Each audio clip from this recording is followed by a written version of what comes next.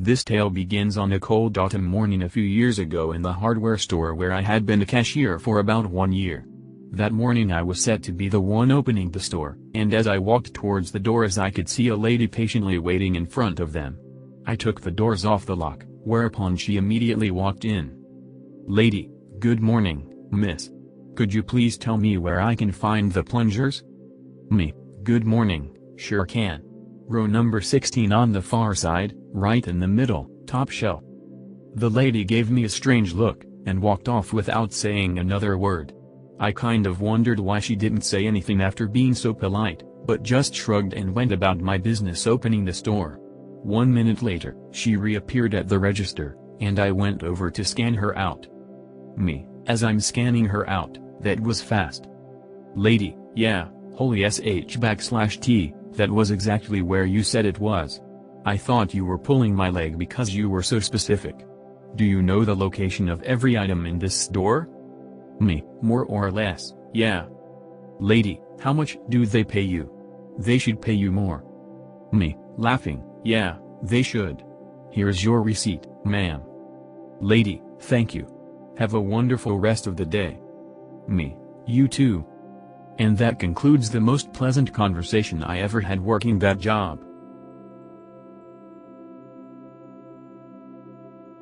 A little background: I work a retail online store mostly, and we do have people come in from time to time, but mostly online correspondence. This one customer just will not stop sending us email for a few days straight about the item he received being made as China. First email. You cannot imagine how disappointed I was when the chuck I just received was made in China. "I'll never order from you again because by supporting the CCP, we are in effect supporting the takeover of America by the communists. Not on my watch." Second email. You sell crap made in China.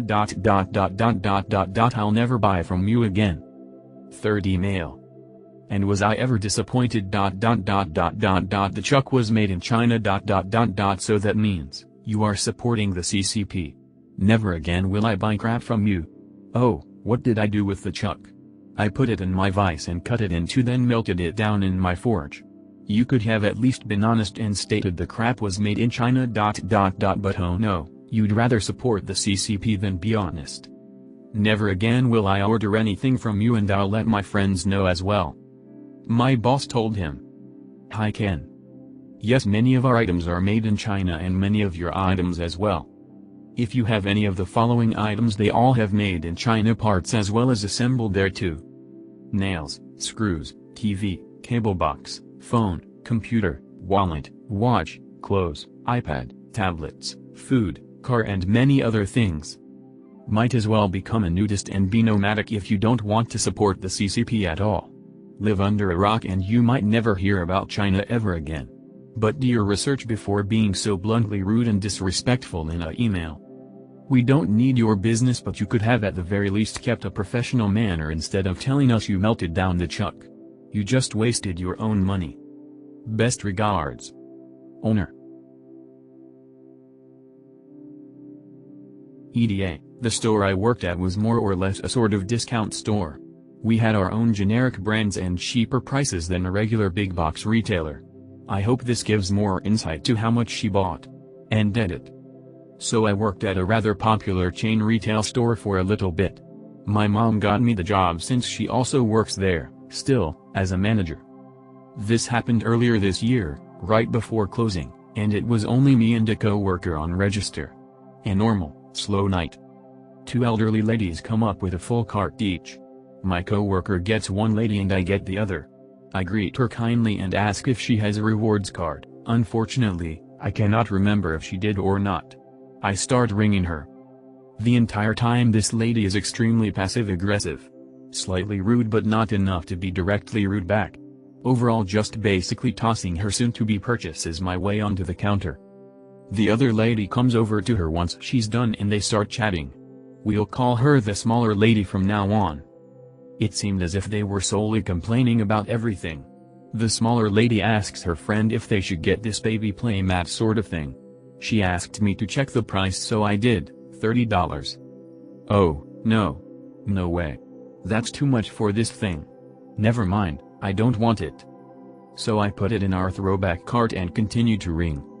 $50, $60, $70, $80. This lady decided to go full-on shopping at, like, 8:30 at night. Finally I finish up and her total comes out to $136, not exact, but I cannot remember how much the change was. Also, for context, I am not the best at counting money. I'm very slow when it comes to counting in general. So I promptly ask her if she's paying cash or card. Cash. This lady pulls out a wad of singles. And with a quick glance, she had more than one wad in her purse. She hands me the wad and tells me there's 100. With a look of horror on my face and complete dread in my soul, I begin to count. I have no idea if this lady thought I was just supposed to take it and trust her that it was the correct amount or if she just hoards $1 bills. As I'm counting, she just stands there chatting with the smaller lady, and I can tell there's a vibe of impatience with them. Oh well. My other co-worker comes over to help me count, thankfully. She is much faster at counting money than me. It took me probably a total of 5 minutes or so to actually count this out. Once I finish I pop it in the register and give her the receipt. They both leave with a somewhat annoyed attitude. At least she had exact change. TLDR, we offer drive-up orders and we were busy. Karen yells at me from her car because she was not pleased that her entire grocery list of items took longer to get to her than the other single item orders. And #X200B. This actually happened today. The exact interactions between me and the customer are paraphrases. It should also be noted that today would be considered a busy day by normal standards and we had multiple callouts, meaning we were short-staffed, and it's the holiday season. This was an interaction I had during a drive-up order, wherein the customer will place an order online, then 2-4 hours later they show up and park in one of 14 designated parking spots and we bring their order to their car. We were very busy at the time this took place. We had 2 people prepping orders, grabbing people's orders and placing them on carts to take out, and 2 people taking orders out non-stop. I grab my cart of about 7 different orders and head outside with my abhorrently slow work phone in tow that we use to process orders. And #X200B. We're behind, so I'm standing in a no parking zone in the parking lot, frantically scanning bags and moving from car to car giving people their orders. About halfway through my cart full of orders, I scan the bags for an order for and head up to the passenger window. I type in their order confirmation and from behind me I hear. And #X200B. Hey. I've been waiting longer than them. And #X200B. I ignore that comment and give the current customer at hand their order, wish them a nice day and resume emptying my cart of orders, all the while I can hear that one Karen saying that they've been waiting the longest. When I finish my round of orders, I'm heading inside when I hear Karen again yell. And #X200B. Hey. And #X200B. I walk up to her car window. Yes ma'am, what can I do for you? And #X200B. I've been here longer than all those people. And #X200B. I quickly look at my cart and look back at her knowing my cart was already empty. And #X200B. I'm sorry ma'am, I don't have your order. What's the last name on the order so I can look it up? And #X200B. Smith, it wasn't actually Smith. And #X200B. I look up her order and see that, in fact, they had been waiting for a considerable amount of time.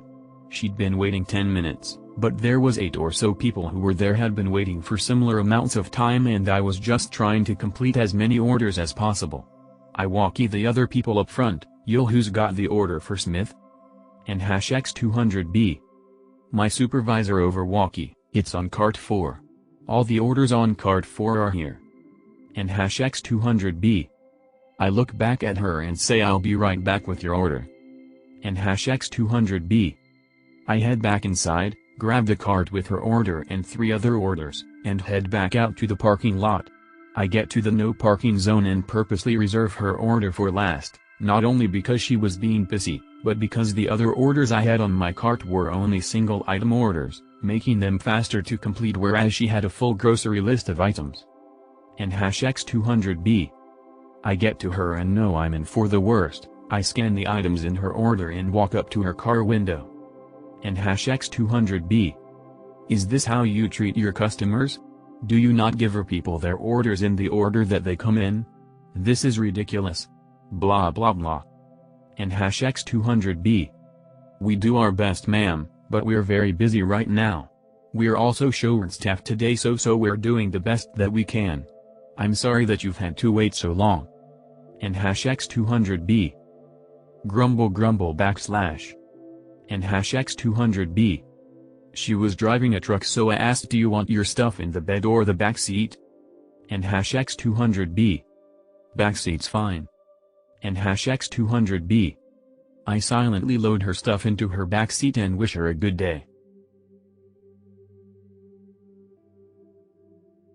This just happened a few minutes ago and I'm still confused on how stupid this lady is. So, I work at a gas station that happens to get a lot of cash transactions, so we occasionally run out of change in our registers. We can get more out of the safe, but it's a pain in the ass to do. And when we do get money out, it's in specific denominations and the safe locks us out for a few minutes every time. We're also a college town and are about an hour or so west of Chicago, so a lot of times people will try and get a ton of change for the tolls instead of just buying a damn iPass. Now, this lady sent her daughter in. She pays for gas and asks if she can get a couple bucks of quarters. Now, I'm out of quarters at the moment and tell her this. She leaves and not even 2 minutes later her mother comes in asking for a refund on the gas, all just because we're currently out of quarters at the moment. We're not the cheapest gas station in town, but she'd either have to drive all the way to the other side of town to get cheaper gas or drive a few minutes to the closest gas stations that also have higher gas prices than us. All because she needs quarters. Edit. Apparently there is some confusion. She never pumped the gas.